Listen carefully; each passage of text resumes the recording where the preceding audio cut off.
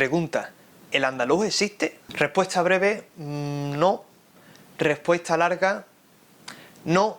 Mírate el resto del vídeo. Os propongo un día hacer un viaje Madrid-Tarifa por pueblos. Es decir, coged y parad en todos los pueblos que hay entre Madrid y Tarifa. Y entonces veréis que no existe el andaluz. Existe lo que se llama un continuo dialectal que ocupa todo el sur de la península, no solamente lo que es Andalucía. La idea de que el andaluz es un dialecto restringido al pueblo andaluz o restringido a lo que hoy día se denomina la comunidad autónoma de Andalucía es risible. No existe un andaluz homogéneo porque no existe una institución que esté regulando lo que se habla en Andalucía, cuando sí hay una institución, por ejemplo, que se encarga de regular lo que se habla en el territorio español y en general en lo que es el territorio hispanohablante. Pero que esto mismo pasa en otros dialectos. Pensemos, por ejemplo, que el siciliano no tiene una institución, razón por la cual no existe el siciliano, existe un continuo dialectal que ocupa realmente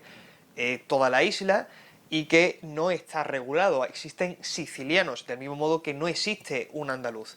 Y de hecho no hay características generales del andaluz que se puedan predicar de toda Andalucía.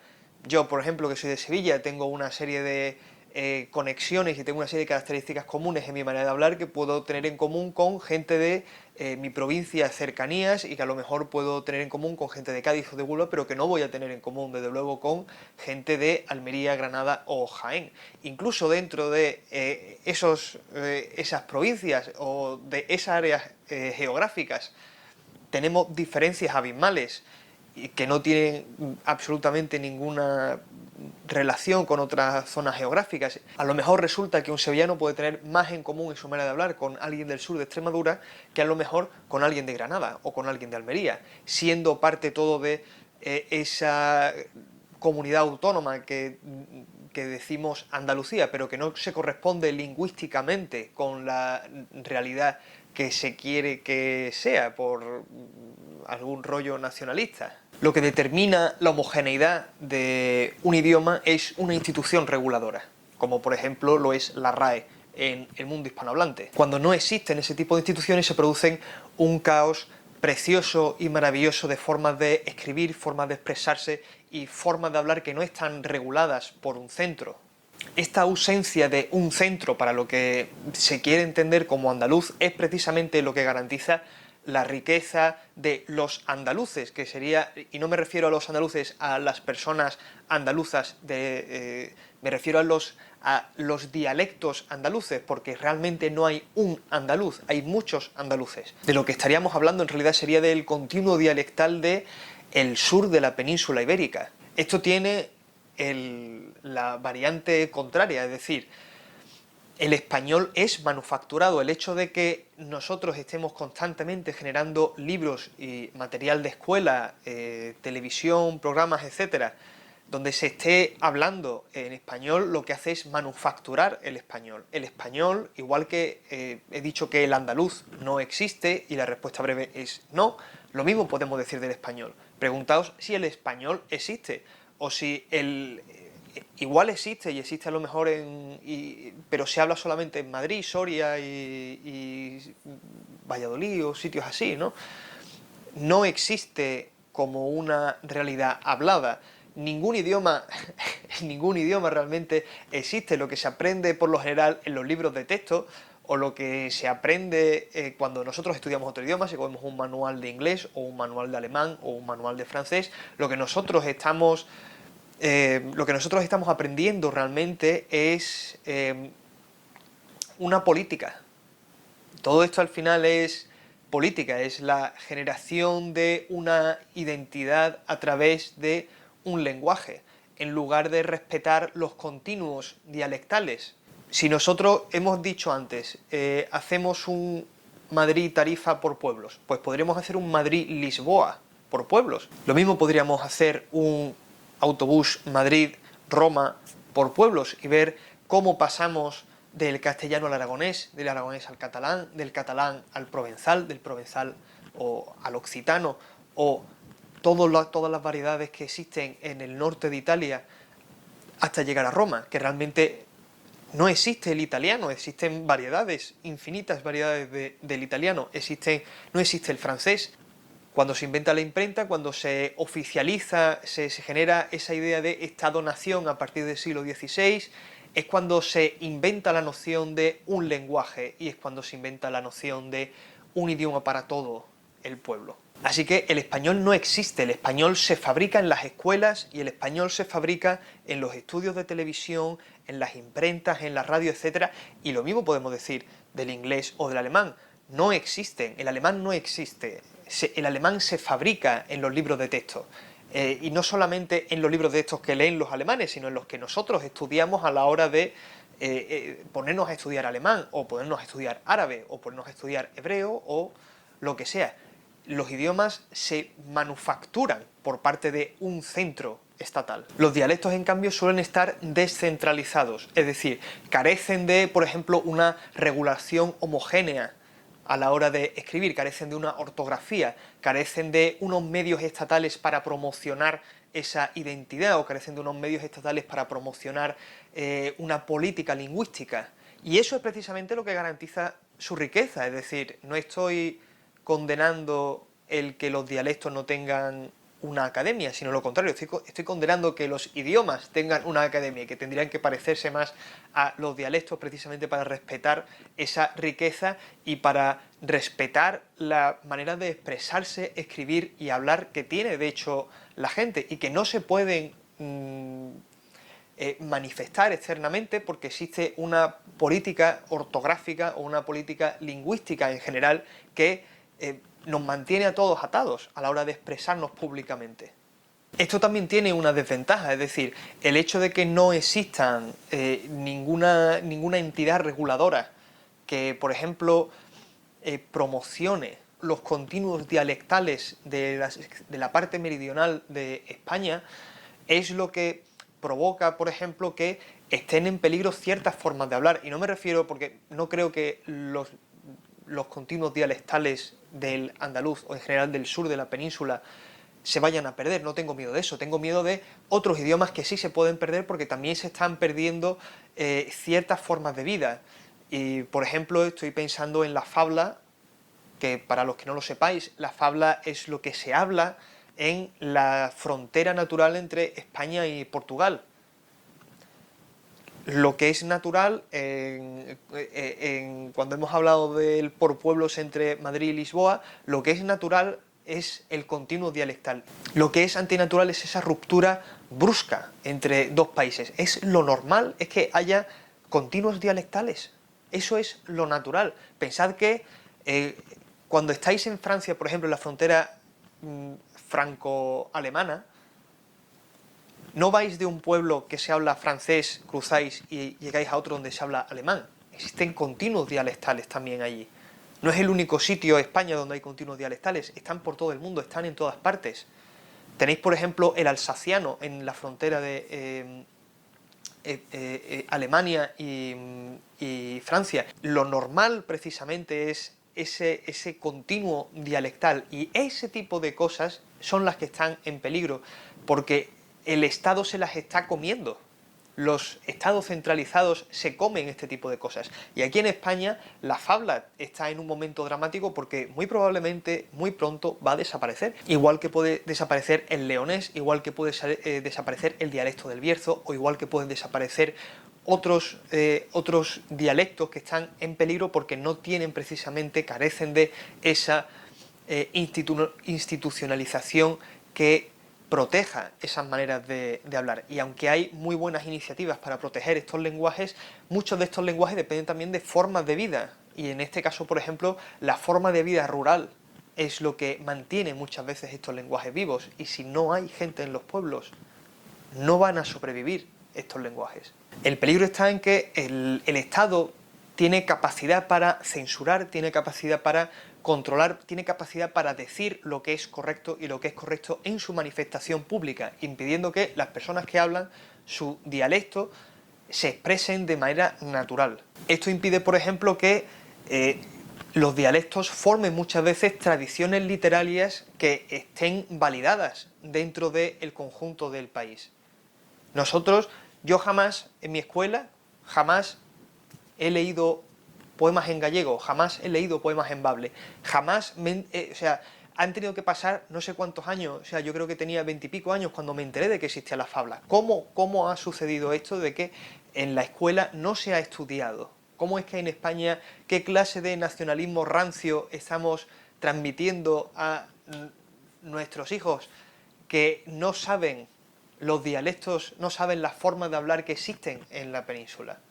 Hay mucha gente que no sabe lo que era el aragonés. Yo he estado en conferencias donde la gente ha preguntado ¿cómo que aragonés? Pues existe el aragonés y existen a saber las cosas que yo ignoro, o sea, saber todas estas cosas, lo único que me hace pensar es que estoy ignorando otras muchas, porque cada vez que tiro de la cuerda salen más. Pero todas estas cosas están en peligro, porque no existe, el Estado impide que se generen literaturas, por ejemplo, que hagan validar esos dialectos como maneras legítimas de expresarse. Lo que ha legitimado que el español sea español es la tradición literaria que tiene. Pero es que si tú no dejas que un pueblo genere sus tradiciones literarias o las invalidas porque las estás midiendo con respecto a un centro del que tú a ti mismo en el que tú a ti mismo te has coronado, pues no. Pensemos en el español, por ejemplo. Antes de que existiese la academia, el español era un idioma mucho más fluido, mucho más libre. ¿Por qué? Porque no existía una homogeneidad a la hora de escribir y no existía una homogeneidad a la hora de expresarse o hablar. Cada uno realmente, cada autor, si leéis cada autor habla como quiere, cada autor habla como lo siente y os aseguro que os podéis encontrar al mismo autor escribiendo la misma palabra de manera muy diferente. Pero es que era lo normal, es que es lo normal. ¿Tú pronuncias la misma palabra dos veces de la misma manera? Pues posiblemente no, y posiblemente a lo largo de tu vida hayas cambiado también tu manera de hablar, y es natural querer que nuestra forma de escribir se asemeje a lo que decimos. Es que es lo natural. La única regla que tendría que haber es la mutua inteligibilidad.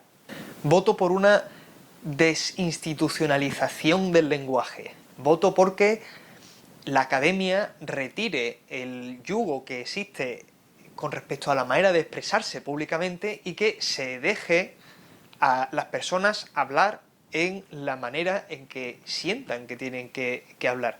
Y esto se puede manifestar en mil cosas, no solamente ya en los libros de texto, que yo creo que es muy necesario que los libros de texto protejan las maneras de hablar regionales o las maneras de hablar de la gente normal y que se deje a cada región producir sus propios textos. Y atentos que he dicho región, no he dicho comunidad autónoma, porque cada comunidad autónoma puede tender a su vez a otro nacionalismo rancio que reproduciría exactamente lo mismo que está reproduciendo España. Y así tenemos, por ejemplo, la idea del andaluz, como he dicho antes, que no es más que otro proyecto político nacionalista, igual que lo es el español, o igual que lo puede ser el catalán, o igual que lo puede ser el gallego.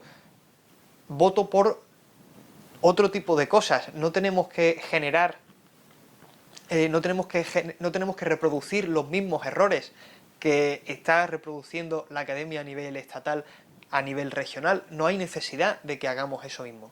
Y dejemos que libros de texto, televisión, canales públicos de representación, incluso cuestiones como el papeleo, la administración, todas estas cosas se pueden hacer realmente a otro nivel y se puede dejar que en ellas reine, impere otro tipo de lenguaje que no sea un lenguaje institucionalizado. Porque existe el peligro real de que formas de hablar, y ya hemos dicho el caso de la fabla o hemos dicho el caso del leonés o del dialecto del Bierzo, se extingan por esa falta de capacidad para expresarse y para reflejar la manera de hablar en las instituciones públicas. Y no hablo solamente de las instituciones políticas, lo he dicho también antes, hay que generar tradiciones literarias que estén legitimadas por parte del Estado y hay que dar a conocer a todo el mundo la gigantesca variedad lingüística que existe dentro de la península. Y he dicho la península, no he dicho España, he dicho la península. Y yo lo extendería eso a más. O sea, si una persona que me dice que ama España y como que ama la institución España, o cómo, o sea, ¿España qué es exactamente? ¿España es la institución España con sede en Madrid, o cómo es eso? ¿O España es el territorio? ¿O España es qué? Yo es que a mí esas cosas que no me entran en la cabeza, pero bueno, si alguien me dice que ama España, yo intuyo que también amará el catalán, y que también amará el aragonés, y que también amará el bable y la fabla y los dialectos andaluces y el murciano, y que todas estas cosas estarán dentro de ese amor, ¿no? O solamente España es como los colores de la bandera y qué más. A mí me parece que sería patriótico que en las escuelas también aprendiésemos catalán. Yo no sé nada de catalán, absolutamente nada. No sé nada de literatura catalana porque en las escuelas jamás se ha enseñado nada de literatura catalana. Pero lo que estoy diciendo del catalán lo puedo decir del aragonés. ¿Cuándo ha visto alguien en la escuela aquí algo de aragonés? Y lo mismo se puede decir de otras cosas, de asturiano. Se puede decir lo mismo del gallego. Y se puede decir lo mismo de todo ese continuo dialectal de la fabla o del leonés. A ver, amar eso también es amor por la patria. Y estamos hablando solamente de España. Es que sí, esto tiene que extenderse obviamente a Sudamérica. Lo mismo, la misma filosofía que estoy aplicando al español de España, o el castellano, que no existe como tal, pero bueno, el castellano, en fin, para entendernos solamente. Lo mismo se puede decir en Sudamérica. Y este amor que se puede manifestar en ese afecto por las formas que se tenga de hablar en un territorio, y repito, territorio, área geográfica, y no me refiero a país, odio lo de país y las formas, las fronteras y todas esas tonterías, porque son tonterías de verdad. Regiones geográficas, pensad en pueblos. Es que ese amor lo podéis extender hacia afuera también, y podéis ir fuera de la península ibérica. Y podéis animaros a dejar de estudiar, por ejemplo, alemán para estudiar baviero, podéis dejar de estudiar italiano para estudiar siciliano, podéis dejar de estudiar francés para estudiar occitano o provenzal, igual que podéis dejar de pensar en términos de español y pensar en términos de lenguas regionales, y podéis por lo menos interesaros, y por lo menos creo que es fascinante entrar en el mundo de los dialectos, porque la tendencia es que se pierdan. Afortunadamente existe la ventaja de que hoy día en internet una persona se puede expresar con mucha más libertad de lo que se podía hace mucho tiempo, pero a pesar de todo ello, el Estado sigue teniendo un control poderosísimo en nuestra manera de hablar, y sigue restringiendo la validez de los lenguajes, porque siguen controlando las instituciones. Ese es el problema. Y tenemos que empezar a pensar en, por ejemplo, generar tradiciones literarias con nuestra forma de hablar, allí donde no las hay, o allí donde falten, o allí donde no sean suficientes. Y eso ese afecto lo podemos manifestar de muchas maneras. Podemos, el mero interés, el poder interesarnos en los dialectos y su historia, es una manifestación de ese amor, igual que el aprenderlo, el aprender dialectos, el aprender variedades, el ayudar a conservarlas, y sobre todo ayudar a mantener esas formas de vida, es lo que más que nada ayuda a la subsistencia de esos dialectos. Hay que dejar de lado toda la tontería esta de una nación, un territorio, un país, un pueblo, un idioma. No, nada de eso, fuera. Es cancerígeno, de verdad, os va a matar el cerebro pensar de esa manera, os va a destruir por dentro. No, abandonad las lenguas oficiales, estudiad dialectos, luchad por manifestaros de manera natural, de la manera en que habléis. interesaos por las tradiciones literarias si existen de las regiones en las que estáis y estudiar las manifestaciones de esa literatura en formas puras, ortográficas, que respeten la pureza de esas manifestaciones. Interesados por las tradiciones literarias regionales, y eso lo que contribuirá es a que cunda esa maravillosa anarquía que es al final la que reina de hecho, porque al final es la que reina, porque a pesar de todos los intentos por parte del Estado, jamás el Estado va a conseguir que el español exista. Las instituciones pueden haceros creer que el español existe, pero el español no existirá nunca. Ni existirá el alemán, ni existirá el francés, nunca. Lo que puede hacer una institución es haceros creer que existe, y ese es el engaño.